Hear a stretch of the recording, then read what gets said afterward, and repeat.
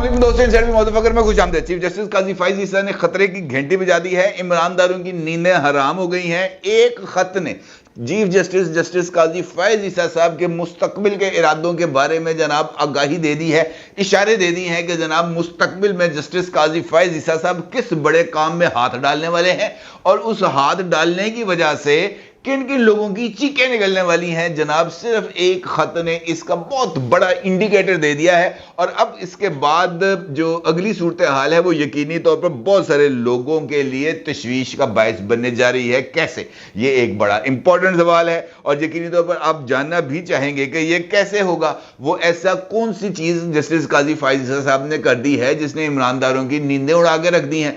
ऐसा कौन सा अमल कर दिया है जिसने सबको ये सोचने पर मजबूर दिया कि भाईजान काजी फाइज ईसा का इस मर्तबा हाथ डल गया तो उसने तो शिकंजा ऐसा टाइट कर देना कि किसी को निकलने का राह नहीं मिलना। और इस सारे मामले का खुलासा होता है सिर्फ एक खत से, और वो एक खत इनफैक्ट इस बात की तरफ इशारा कर रहा है कि जनाब जस्टिस काजी फाइज ईसा साहब इस वक्त बिल्कुल नाक की सीध में आईन और कानून के मुताबिक चलने पर तैयार हैं और इस अमल के ऊपर वो किसी तरह का कोई कंप्रोमाइज नहीं करने जा रहे।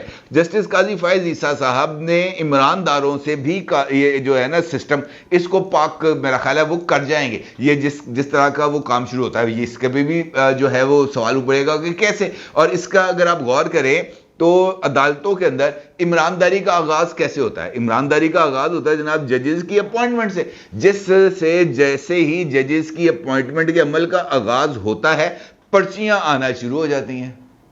कभी किधर से पर्ची आती है, कभी आप पारा से आती है, कभी इशारे दस्तूर से आती है, कभी किस जगह से आती है, कभी किस जगह से आती है।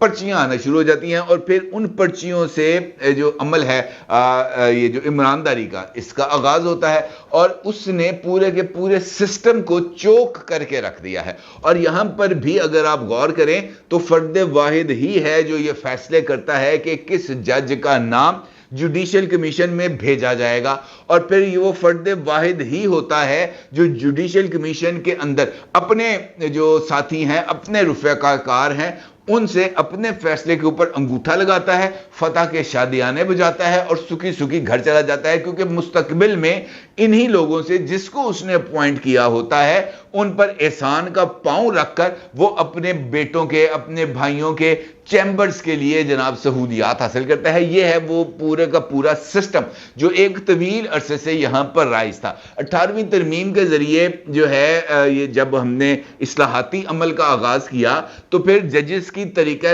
अपॉइंटमेंट की तरीका कार के ऊपर भी बात शुरू हुई और वहां पर उस वक्त एक आईनी तरमीम के जरिए ये जो जजेस अपॉइंटमेंट का तरीका कार था उसमें पार्लियामेंट की पार्लिमानी कमेटी को सबसे ज्यादा बाइख्तियार बना दिया गया। लेकिन उस वक्त के चीफ जस्टिस जनाब इफ्तिखार चौधरी साहब ने इस सारे अमल में अपना बाबा ऊंचा रखने के लिए पार्लियामेंट को घुटने टेकने पर मजबूर कर दिया।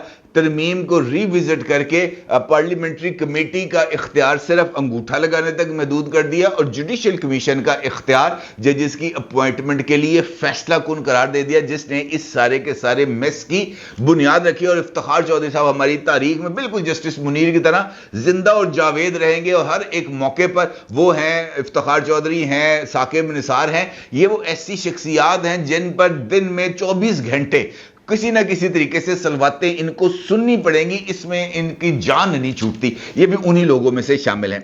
अच्छा, अब होता यह है कि जुडिशियल कमीशन बन जाता है। जुडिशियल कमीशन के अंदर अब तमाम तर इख्तियारात ये supreme court practice and procedures act के मंजूर होने से पहले चीफ जस्टिस के थे। Chief justice master of roster था, उसका दिल करता था वो जिस जज को चाहता था उसको केस दे देता था, जिस जज को चाहता था वो साइड में बिठा देता था, जिस जज का चाहता था कि जनाब वो जो है प्रिंसिपल सीट पे हो वो प्रिंसिपल सीट पे होता था।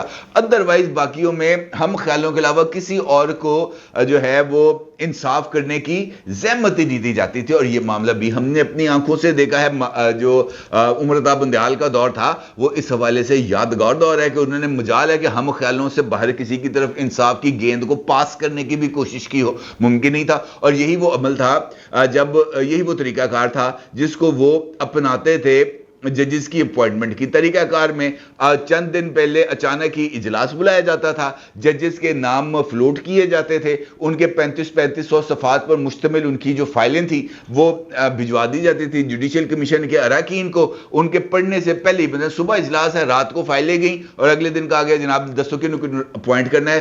3 नाम दिए जाते थे, तीनों अपॉइंट हो जाते थे। ये मामला उस वक्त तक चलता रहा जब तक जस्टिस काजी फायज ईसा साहब सीनियर मोस्ट जज बनकर जुडिशल कमीशन का मेंबर नहीं बने। अब जो है काजी फायज ईसा साहब खुद बन गए हैं चीफ जस्टिस और मुसलसल उन्होंने इस बात का इजहार किया है कि वो इख्तियारात की तकसीम चाहते हैं ताकि किसी भी जगह पर फर्द वाहद एक अपने फैसले ना कर सके और इदारे के अंदर इदारा जाती सिस्टम डेवलप हो जाए जहां पर जो लोग हैं वो एक नपतुले अंदाज में अच्छे तरीके से जज होकर जज बने। ये ना हो कि जज बन जाए लोग बाद में जज करते रहें कि जनाब फुल कोर्ट फैसले की जो अपील है वो कहां पे होगी। इस तरह की चीजें ना हो, जज पहले जज होके आए अदालतों में। अच्छा, इसके लिए जस्टिस काजी फायज ईसा साहब ने एक खत लिखा है और वो खत जो है उसका अक्स और उसके हवाले से जो रिपोर्ट है उस वक्त आप अपनी स्क्रीन पर देख सकते हैं।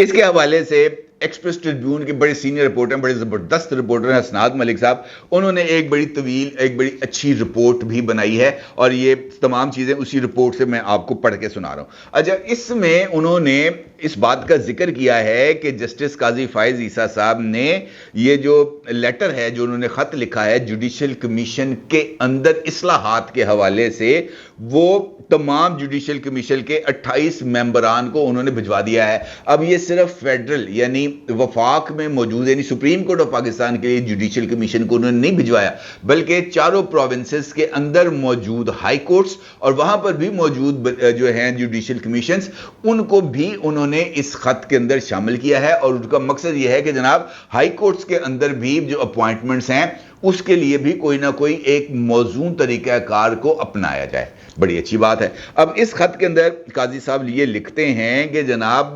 डिस्ट्रिक्ट सेशन जजेस और कानूनदानों को हाई कोर्ट के अंदर जजेस की अपॉइंटमेंट के लिए ज़ेरे गौर लाया जाए और उसके साथ साथ वो तमाम एडिशनल जजेस जिनकी परफॉर्मेंस से उनके चीफ जस्टिस मुतमईन हैं और उनको भी मुस्तकिल असामियों के लिए कंसिडर किया जाए। ये उनकी पहली हिदायत है। दूसरा उनका ये है मतमय नज़र कि वो तमाम लोग जिनके नाम आए जजेस की अपॉइंटमेंट के लिए, ये जो जुडिशल कमीशन है इसको चाहिए कि ये उनके इंटरव्यूज भी करे। जो जिनके नाम आते हैं, 10 लोगों के नाम आते हैं, 2 सीटें खाली हैं, उन 10 के 10 को जुडिशल कमीशन के सामने बुलाया जाए, वहां पर उनके इंटरव्यूज लिए जाएं और जो 2 जज साहिबान सबसे ज्यादा कॉम्पिटेंट जो उम्मीदवारान साबित हों उनको जज के ओहदे पर तैनात कर दिया जाए। इससे मनपसंद जो फैसले हैं उनका रास्ता रोका जाएगा और वो लोग आएंगे अदलिया के अंदर जो हकीकी मानों में आइन और कानून की पासदारी करते हैं, जिनको आइन और कानून का इल्म है और वो आइन और कानून पर किसी भी तरह का कॉम्प्रोमाइज किए बगैर अमल करना जानते हैं। और यही सबसे इंपॉर्टेंट चीज है जिसकी पाकिस्तान को जरूरत है, इंसाफ। यहां पर अगर देखा जाए तो सिर्फ और सिर्फ इंसाफ ही है जो लोगों को नहीं मिल रहा और काजी साहब की तरफ से उठाए जाने वाला ये कदम सबसे ज्यादा इंपॉर्टेंट है। अब इसके नतीजे में ईमानदारों की नींद कैसे उड़ेगी, यकीनी तौर पर आप ये भी जानना चाहेंगे। बिल्कुल सीधी सी बात है कि अगर इदारे में ततहीर के अमल का आगाज होगा, अगर ये देखा जाएगा कि जनाब ये जो अपॉइंटमेंट्स हैं ये किस तरीके से होनी चाहिए, जब ये रूल्स बन जाएंगे, जब इस बात का तयन कर दिया जाएगा कि जजेस की अपॉइंटमेंट का तरीकाकार क्या होगा। और इस वक्त भी अगर आप देखें तो सुप्रीम कोर्ट में 2 जज साहिबान की नशिस्तें खाली हैं, उमरता बंदयाल साहब और एक और जज साहब, उन दोनों की सीटें खाली हैं। सुप्रीम कोर्ट में भी 2 जजेस की अपॉइंटमेंट होनी है, लेकिन उससे पहले रूल्स का तयन होना जरूरी है। रूल्स के तयन के लिए चीफ जस्टिस साहब ने खत लिख दिया है और जैसे ही ये रूल्स बनेंगे तो फिर उन रूल्स के ऊपर अमल दरामद का आगाज होगा। और जैसे ही ये रूल्स के ऊपर अमल दरामद का आगाज होगा तो इसका मतलब ये होगा कि वो सेठ वकार साहब जिनकी application supreme court of Pakistan में पेंडिंग है उसका भी जायजा लेने का वक्त आ जाएगा। और इस वक्त चीफ जस्टिस ऑफ पाकिस्तान ने جناب عطر من اللہ صاحب کی اس منارٹی اوپینین کو اہمیت دی ہے جو انہوں نے بطور جج دی تھی، جس کے اندر انہوں نے اس بات کا ذکر کیا تھا یہ کہتے ہوئے that Chief Justice's power to initiate names for the appointment of judges to high courts and the apex courts was ultra vires to the constitution. کہ چیف جسٹس کی طرف سے سپریم کورٹ یا ہائی کورٹ میں ججز کی تعیناتی کے لیے ناموں کو فائنل کرنا ان فیکٹ یہ آئین کی روح کے منافی ہے کہ فرد واحد کے پاس اختیار ہے نا، فرد واحد، آئین فرد واحد کے جو ہے نا اختیارات نہیں دیتا، آئین کلیکٹیو ویژن کا قائل ہے، اور وہ کلیکٹیو ویژن اب جسٹس قاضی فائز عیسیٰ صاحب کی طرف نظر آ رہا ہے۔ یہ دیٹ از دی سب سے زیادہ روشن مثال ہے جو اس وقت ہمارے سامنے ہے۔ لیکن کیا کریں، آج ہی کے دن میں ایک اور چیز ہمارے سامنے آئی ہے جو اس سے بالکل الٹ ہے، اس کا بھی عکس آپ اپنی سکرین پر دیکھ سکتے ہیں۔ دی نیوز اسلام آباد میں ایک خبر شائع ہوئی ہے، عمر چیمہ صاحب نے یہ سٹوری فائل کی ہے جس کا جو عنوان ہے وہ یہ ہے ministry of foreign affairs in a quandary over demand of protocol to judge son۔ اس کا مطلب یہ ہے کہ لاہور ہائی کورٹ کے ایک جج صاحب ہیں، اس رپورٹ کے مطابق ان کے صاحبزادے جا رہے ہیں امریکہ، جو پیشے کے اعتبار سے ڈاکٹر ہیں۔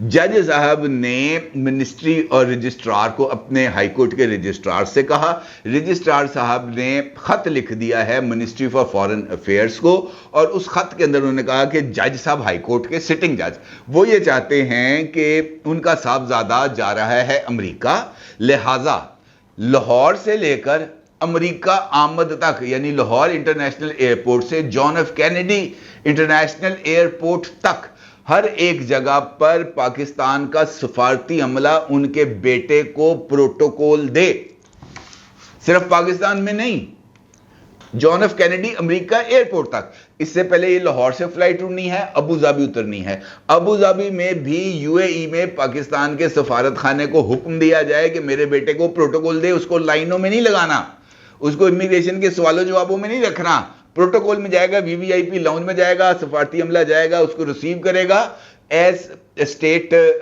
پروٹوکول، اور اس کے بعد اس کو آگے پہنچایا جائے گا، اور یہ معاملہ یہاں پر رکے گا نہیں، جان ایف کینیڈی ایئرپورٹ پر بھی اس کے ساتھ یہ سلوک کیا جائے گا۔ جان ایف کینیڈی ایئرپورٹ کے باہر جو ہے سفارت خانے کی گاڑی موجود ہوگی، سفارتی عملہ پروٹوکول آفیسر وہاں پہ موجود ہوگا، جو جج صاحب کے صاحبزادے کو اپنی گاڑی میں بٹھائے گا اور اس کو منزل مقصود تک پہنچا کے آئے گا۔ واپسی پہ بھی یہ سارے عمل کا وہ ہوگا، اور اس کے بعد جناب وہ لاہور ایئرپورٹ پہنچیں گے۔ آپ جاننا چاہیں گے کہ جناب یہ اتنے اپنے بیٹے کو پروٹوکول دینے کے خواہش مند جج صاحب کا کیا نام ہے، تو ان جج صاحب کا نام ہے جسٹس باقر نجفی صاحب، علی باقر نجوی صاحب، اور ان کے جو صاحبزادے ہیں ان کا نام ہے سید محمد علی صاحب۔ یہ پیشے کے اعتبار سے ڈاکٹر ہیں، اور انہوں نے اپنے بیٹے کے لیے وہ چیز ڈیمانڈ کی ہے، یہ بھی بڑی دلچسپ بات ہے کہ ان جج صاحب نے اپنے صاحبزادے کے لیے وہ چیز ڈیمانڈ کی ہے جو آئین، قانون اور ضابطوں کے مطابق خود جج صاحب اس کے اہل نہیں ہیں۔ جج صاحب بھی اگر پرائیویٹ وزٹ کے اوپر پاکستان سے باہر جائیں گے تو ان کو کسی طرح کا کوئی پروٹوکول کسی ایئرپورٹ پہ نہیں دیا جائے گا، یہ قواعد یہ کہتے ہیں۔ لیکن اب جج صاحب نے خواہش ہے کہ پائن میرے پتر دا پروٹوکول لگے، تو جناب اب وہ جو ہے وزارت خارجہ والے وہ اب اس کا بندوبست کر رہے ہیں۔ کیا کیا جائے، بیچارے مجبور ہیں، اگر نہیں کریں گے تو کوئی نہ کوئی کیس لگ جائے گا، کیس لگ جائے گا، اگلے نقط لکیرہ کٹا لیں گے، اور اس کے بعد پھر ایک نیا سلسلہ شروع ہو جائے گا۔ اس طرف بھی توجہ دینے کی ضرورت ہے۔ اگر ہم نے جوڈیشل اصلاحات کرنی ہے تو صرف ججز کی اپوائنٹمنٹ تک نہیں کرنی، بلکہ یہ بھی دیکھنا ہے کہ جو لوگ ججز کے منصب پر فائز ہو چکے ہیں کیا وہ اس منصب پر رہنے کے حقدار ہیں بھی یا نہیں، کیا وہ اب بھی اپنے ذاتی مفادات کو ترجیح دیتے ہیں۔ کیا وجہ ہے کہ لاہور ہائی کورٹ کو داماد کورٹ کہا جا رہا ہے، اب پتر کورٹ کہا جائے گا؟ وجہ ہے نا کچھ نہ کچھ۔ وہ لوگ آن ریکارڈ آگے کہتے ہیں کہ chief justice Lahore high court کے نے رابطہ کیا تھا کہ میرا داماد جو ہے الیکشن لڑا ہے، ذرا اس کا خیال رکھنا۔ کبھی سنا آپ نے؟ جج صاحب کی، ہائی کورٹ کے سٹنگ جج صاحب کی سیاسی ڈیروں میں پولیٹیکل لیڈرز کے ساتھ تصویریں سب کے پاس موجود ہیں، ویڈیوز تک شیئر ہوئی ہیں۔ لندن ہوٹل کے اندر ملاقاتوں کی بھی ویڈیوز لوگوں کے پاس موجود ہیں، سٹنگ ججز کی۔ تو اس کنڈکٹ کے اوپر کیا خیال ہے، کیا کیا جانا چاہیے، اس کے اوپر بھی غور کیا جانا چاہیے، کیونکہ یہ تطہیر صفائی کا عمل ہے، اس کو پورا ہونا چاہیے۔ اور قاضی صاحب اگر واقعتاً عدالتی نظام اور جو ہے عدالتوں کو اس طریقے سے ذرا اس کی تطہیر کریں گے تو یقین جانیں کہ رہتی دنیا تک ان کے اس فیصلوں کو سنہری حروف سے لکھا جائے گا، اور اس عمل کو یقینی طور پر اب آگے بڑھنے سے میرا نہیں خیال کہ کوئی روک پائے گا۔ ہمیں ایسے سخت ڈیرنگ سٹیپس کی ضرورت ہے جو لیے جانا بہت زیادہ ضروری ہے۔ اب میرا ضرور اظہار کیجیے گا۔ آپ کو بہت شکریہ۔ اللہ حافظ۔